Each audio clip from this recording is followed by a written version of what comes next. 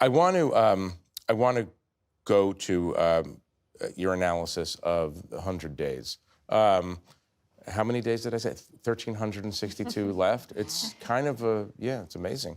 That includes weekends, though, although we don't have weekends anymore in I was going to say, if you're a White House correspondent, it feels like you're on call. We don't really have weekends. But let's just talk about two main things. I did give the panel homework, by the way. I asked them not to use ChatGPT to do the homework assignments. No promises. Yeah, no. And the first part of the homework assignment was, what's the most consequential action he's taken, or what's the biggest change we've seen in 100 days in American governance? Let me start with Steve.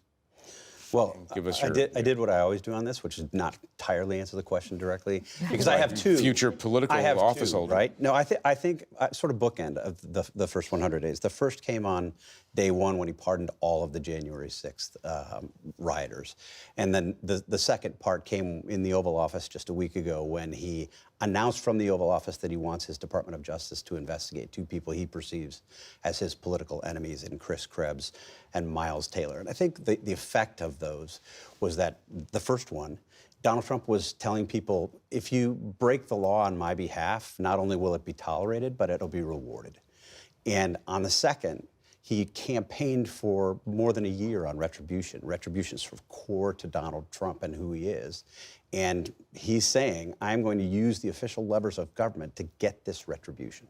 Right. And can I just, on Chris Krebs in particular, I'm so struck by that because the reason Chris Krebs is Can you remind people exactly what role he played in the so he ran a cybersecurity agency under Trump, and in that capacity, his agency basically came out and said the 2020 election was secure and Joe Biden is the legitimate winner. And that is his crime. Right? So it's not that he was even a political opponent. Donald Trump is punishing Chris Krebs for his acknowledgement of objective reality. Right. That's why that one stands out to me so viscerally. Right. Ashley, since I have you, what is the thing that really struck you about the difference between this administration and previous administrations? I mean, I have been struck, well, the difference between Trump now and Trump previously is one thing I've been struck by, which is just how much more confident, bold, aggressive, creative he has been at sort of wielding the levers of power at his disposal to bend, the city, the country, and the world to his will. And the other thing that has struck me is Donald Trump traditionally is someone who is trying to get through the minute, the hour, the day. He is trying to win over the person directly in front of him, whether that's you and I and Michael in the Oval Office or a huge rally of MAGA supporters. And what was surprising to me, and again, he did hit his limit, but on tariffs, he had the stomach, at least initially, for more pain as the markets plummeted and he was getting lobbied behind the scenes and some pretty public criticism. He stood by that much longer than I would expected for someone who is traditionally pinballing between whatever is politically expedient in that moment. Right. Yeah, the pain threshold is something that we did not see as much in the first term. It's not just on the markets, it's also negative coverage in terms of the headlines. Before, he'd be screaming his head off if he didn't like a chyron on a show or what someone said. He still gets angry about the coverage and thinks it's unfair, to be clear. That hasn't changed. But his pain threshold with the markets is much higher than it used to be. It's not in totality, given we saw what he did with the 90-day tariffs. But he does view this stuff a little differently. And I think a lot of it is he's emboldened. And I think the one key part is it's not just that he won re-election. It's that he won the popular vote. And that has changed basically the entire way he approaches office this time. Right. Asma, what's the most consequential? So this is going to sound wonky, but I do think it's really important, and it kind of goes on what you were saying, Ashley, a moment ago, which is I think that he is acting in a way that is both quicker, deeper, more aggressive than he did in his first term. And to do this, and this is where I say I think it gets wonky, we talk a lot about executive power and the breaking of institutions. And these are things that, any political science student talks about, and I think it sounds wonky and abstract, but to me that is the longest possible long-term legacy that he is leaving. You look at his interaction with courts, possibly defying courts in some situations. You talk about trying to sort of, I would argue, undermine law firms, universities, media institutions in some cases. There is a total, I think, willingness to expand his power in ways that I didn't see in the first term. There's just a far more freedom that he's engaging with, but there's also, I would argue, less defiance or resistance from the outside to this. I mean, look, I'll be blunt. I thought it was very surprising initially, the way that we saw universities, at least initially, willing to appease or possibly acquiesce or play ball with him. That was surprising. And top law firms. Exactly. Everything. Very surprising, I Yeah. thought. Caitlin, most consequential? I think there's so much here that it's really hard to think of. It's all one. consequential. It's actually not, but a lot of it is. Some of it- a lot of in it terms is, of yeah. what they're doing at the agencies, firing federal workers. What does that look like from the Department of Health and Human Services? We don't know. I do think one change that the White House feels better about, that Trump is less likely to fire people, that he typically before, if this had happened 8 years ago with, what happened with Signalgate, as it's now known, that might have resulted in a departure. But they are so resistant on giving the media or Democrats, as they view it, a scalp, that they're not firing people. But I've heard from people who think, when it comes to the Pentagon, obviously such a critical place that you never know as a president what crisis could fall upon you that you have to deal with in that moment.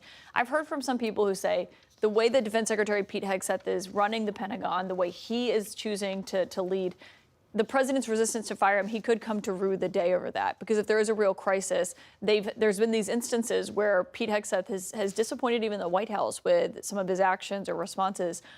There's a question about that. They're standing by him for now. They fought very hard to get him confirmed. They're not on the verge of firing him.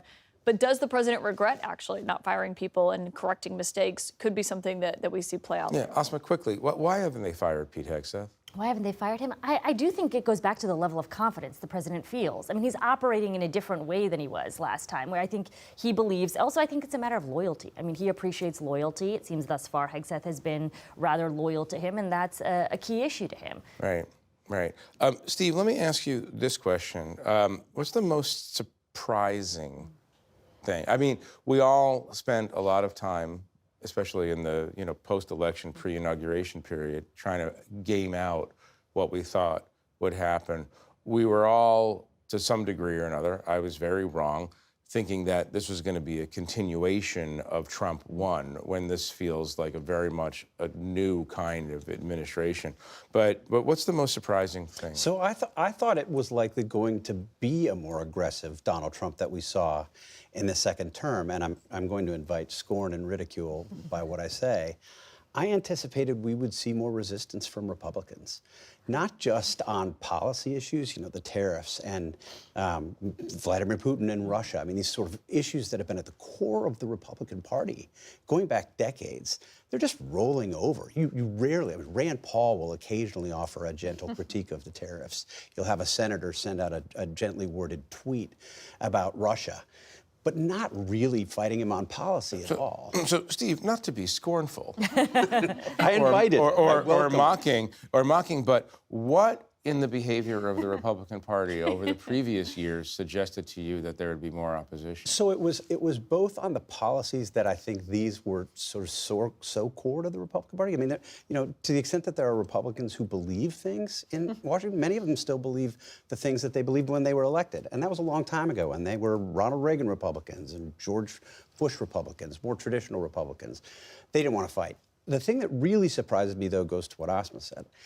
They're not fighting him on rule of law questions. They're not fighting him on separation of powers questions. These sort of fundamental issues, challenging the president or even raising questions in public about what the president is doing on those sort of core constitutional questions. Or their The job. Democrats have also, I Or think, their job. He's doing their job. Eagerly for giving them. away congressional prerogatives. Right. But doesn't it seem like Democrats have also struggled, I think, at least in the initial weeks, with how to respond? And maybe that goes back to the question of speed and just content. I mean, there's so much happening at the same time, but I was surprised that Democrats So you're didn't really most have an surprised at organized. the speed of the demolition? I think the speed of it, right? And we're not just talking about, I mean, look, in his first term, it felt like he was operating on the margins of institutions. I mean, now you're talking about sort of virtually dismantling USAID, Department of Ed. These are like institutions and agencies that have existed in Washington for decades, and I'm just surprised by the scope and the depth of that. I guess, look, I'll also say that I'm surprised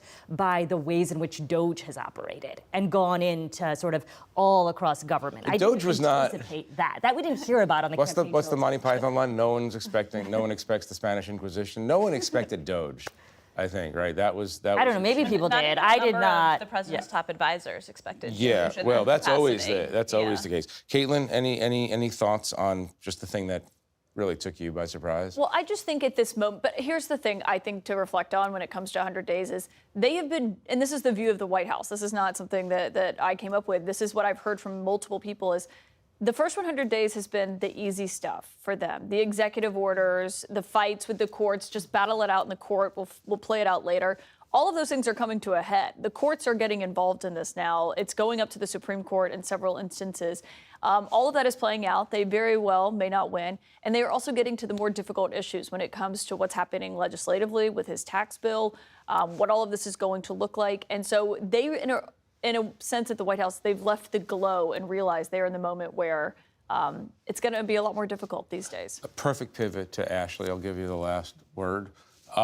The next 100 days, we're going to just do this in 100-day increments because thinking about 1,300 days is a lot. The next 100 days, significantly harder. Polling numbers are down for him. He's very sensitive to that. Where do you see the real friction points?